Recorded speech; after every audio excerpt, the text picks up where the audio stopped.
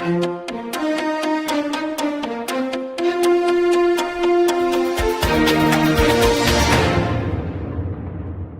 and welcome to Midday Update. Coming up are the headlines for the day. Supercars Council team visits Musandam Governorate to promote tourism.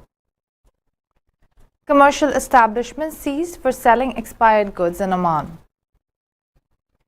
UN Secretary General praises Oman's efforts in supporting peace and stability in the world. Yamaha develops first glider aeroplane. UK declares bank holiday for King Charles III coronation. Twitter to soon launch long-form text sharing feature. T20 World Cup, India join New Zealand and England in semi-finals. Pakistan beat Bangladesh by 5 wickets, entered semis. Those were the headlines. Now for the local stories for the day. The Supercars Council team for luxury cars is visiting Musandam Governorate with the aim of promoting and highlighting the tourism potential in the Governorate. The team, which is concluding its work today, toured the coastal road of Musandam, the Khasab Tibat road, which is full of zigzags and stunning landscapes that combine high mountains and the blue coast. It was warmly received by folk songs and the local culture that characterizes the Governorate at Musandam Hotel. The team also made an exploratory cruise to the marine tourist area that are characterized by Khasab and attract tourists and visitors from all over the world. The team is affiliated with the Oman Automobile Club and it organizes sports activities for cars and organizes road rallies to highlight the aesthetic elements of tourism and historical landmarks of the place and to promote internal tourism to Oman. The Consumer Protection Authority raided a commercial establishment which was selling expired goods in the Wilayat of Khasab, Musandam Governorate. The Consumer Protection Department of Khasab was able to seize a commercial establishment that displays and sells quantities of various expired goods in the Wilayat as part of its efforts to curb abuses committed by some suppliers, combat the spread of unauthorized traded goods, and hold violators accountable in accordance with the Consumer Protection Law, its executive regulations, its amendments, and the decisions issued by the Commission. During their field visit to shops and markets in the Governorate, the Judicial Control Officer seized the commercial establishment working on displaying and selling a variety of expired goods in violation of the Consumer Protection Law and its executive regulations. Accordingly, the expired goods were seized in preparation for their destruction in coordination with the authorities concerned in the Governorate. Legal measures were also taken against the facility where an administrative fine was imposed on it. The authority affirms that it will spare no effort in following up and monitoring the markets and controlling everything that may harm the health and safety of consumers or detract them from their rights and take legal measures against violators. It also appeals to consumers to report any abuses that they may notice in the markets through the authority's various communication channels. The Secretary General of the United Nations praised the efforts of the Sultanate of Oman in supporting the international peace and stability. Oman News Agency reported that His Excellency Antonio Guterres, Secretary General of the United Nations, praised the role of the Sultanate of Oman in supporting everything that serves security, peace and stability in the Middle East and the world. During his visit to the headquarters of the Sultanate of Oman's permanent delegation to the United Nations in New York, Secretary General added that the world knows the history of Oman, the role of the Omanis, and the culture of tolerance and coexistence that they spread in many parts of the world and which is still witnessed in many regions of Asia and Africa. His Excellency Ambassador Dr. Mohammed bin Awad Al Hassan, the permanent representative of Oman to the United Nations, expressed his appreciation for the visit of the Secretary General to the headquarters of the delegation of Oman, stressing that Oman, under the leadership of His Majesty Sultan Haitham bin Tariq, is continuing to serve security and peace, enhancing stability and cooperation, and raising the status of international law. Those are a few of the local stories. We'll take a short break and we'll be back with international news. Stay tuned.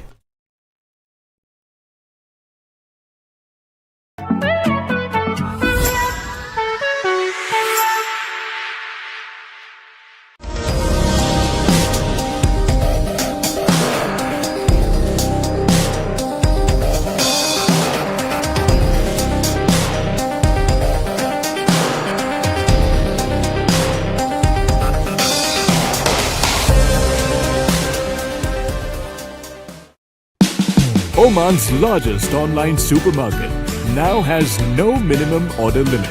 From grocery to household items, Rafiq has everything that you want.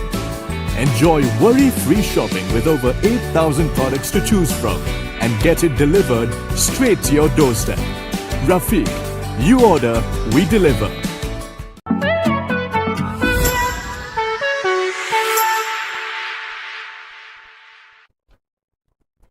Welcome back to Midday Update. Now for the international news. Motorbike giant Yamaha Motors conducted a test flight of its first airplane at Fujikawa Gliding Field in the Shizuoka Prefecture. This test flight was undertaken with the cooperation of Shinmeiwa Industries. Shinmeiwa manufactured the airplane and Yamaha Motor provided the 499cc engine. The engine that Yamaha Motors used on this airplane was modified according to the needs of the airplane. Nevertheless, Yamaha's existing technology made it possible to modify this engine according to the needs of an airplane. Isokara, Yamaha Motor official, said the following: "We have already entered the aviation field with drones and helicopters. However, this is the first test using a manned aircraft, and the purpose of this project was to see how our compact, lightweight and high-power engine could be utilized. On the other hand, the purpose of this project is to consider a solution to the issue. I believe we have succeeded in that regard."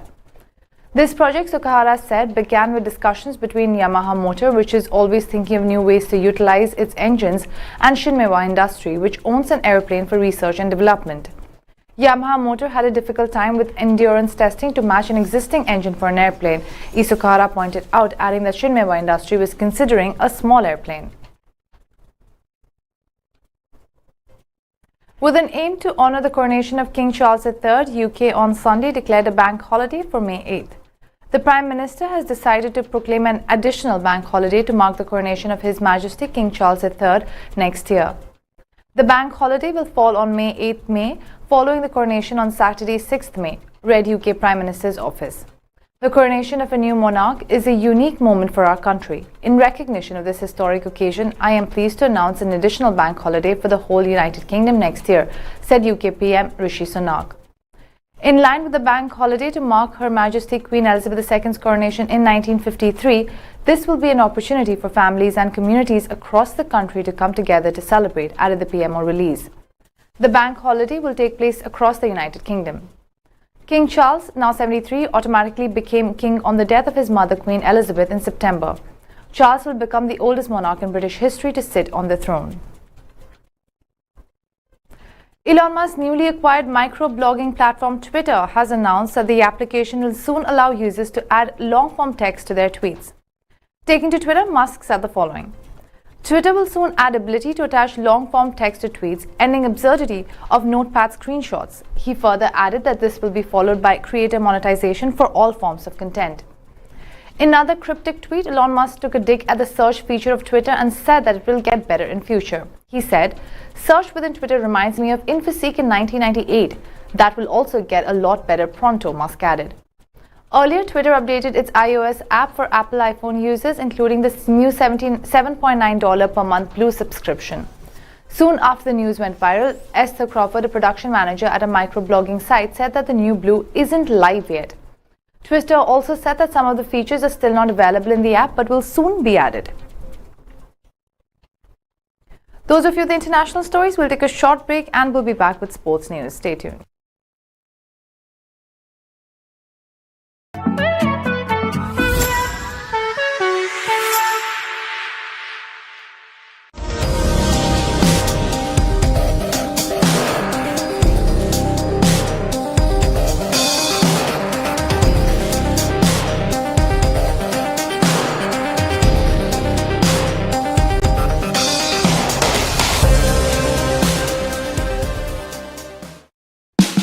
Oman's largest online supermarket now has no minimum order limit.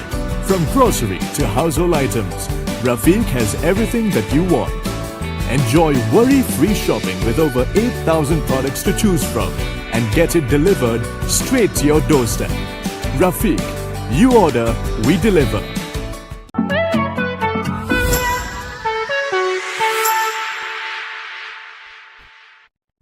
Welcome back to Midday Update. Now for the sports news. India became the first team from Group 2 to qualify for the semi-finals in the T20 World Cup, joining New Zealand and England following Netherlands' historic win over South Africa. Netherlands staged a massive upset in the ongoing T20 World Cup at the Adelaide Oval on Sunday after defeating South Africa by 13 runs in their last Super 12 encounter. With this loss, South Africa finished with 5 points on board with 2 wins in 5 matches. One of their matches against Zimbabwe failed to produce a result due to rain and both teams shared a point each. Other than that, they lost to Pakistan and the Dutch in their final 2 matches. Despite their current standing at number 2 in the points table, they have been eliminated from the marquee tournament. India are currently the table toppers with 6 points after 3 wins in 4 matches. Their only loss came against South Africa. Pakistan have edged past Bangladesh to seal their spot in the semi-finals of 2022 Men's T20 World Cup in Adelaide. Earlier, Shaheen Afridi registered his best T20 international bowling figures, helping Pakistan restrict Bangladesh to 127 for 8 at the Adelaide Oval in an important Super 12 clash on Sunday. Bangladesh struggled against a superior Pakistan bowling attack, with batters failing to capitalize on their starts to end with a paltry score in the crucial match. Najmul Hussain Shanto top scored with the bat for Bangladesh, scoring a 50. Opting to bat, openers Liton Das and Najmul Hussain Shanto started cautiously, with Das taking the aggressive route. The right-hander smashed a 4 and a huge 6 in his brief stay before becoming Shaheen Afridi's first wicket in the 3rd over. Bangladesh's experienced batter Soumya Sharkar walked into bat at number 3 and looked to take the attack to the bowlers, smashing a 6 on a second delivery to Mohammad Wasim Jr. The Bangla Tigers did not lose any more wickets in the first 6 overs and ended the power play with 40 runs for the loss of 1 wicket. After spending considerable time on the wicket, Shanto started hitting boundaries along with Sarkar to take the team to 70 for 1 after the end of the first 10 overs. Bangladesh looks set to post a daunting total against Pakistan, but leg spinner Shadab Khan struck twice in the 11th over to dismiss Sarkar 20 for 17 and Shakib Al Hasan to bring his team into the game. Shanto played the role of a sheet anchor, stemming the flow of wickets and notched up his second T20 international 50 in the 13th over. He looked to cut loose and after reaching the milestone, but was dismissed by Iftikhar Ahmed in the 14th over for 54. The team then struggled to find boundaries and managed to reach 99 for 4 at the end of 15 overs. Afif Hussain tried to put his foot on the accelerator and struck a boundary in the 16th over. Pakistan's ace pacer Afridi bowled a brilliant 17th over to land Bangladesh twin blows, dismissing Musandam Hussain and Nurul Hassan in the over, exposing the tail. The bowler then scalped another wicket in the 18th over to register his best bowling figures in T20 internationals. The lower middle order batters hit 3 boundaries in the last 2 boundaries to help Bangladesh reach 126 for 8 in their 20 overs. Those are the local, international and sports stories for the day. For more updates, stay tuned and keep watching TTV. You've just heard the live feed from the TTV studios on TFM 95.4. Let's talk.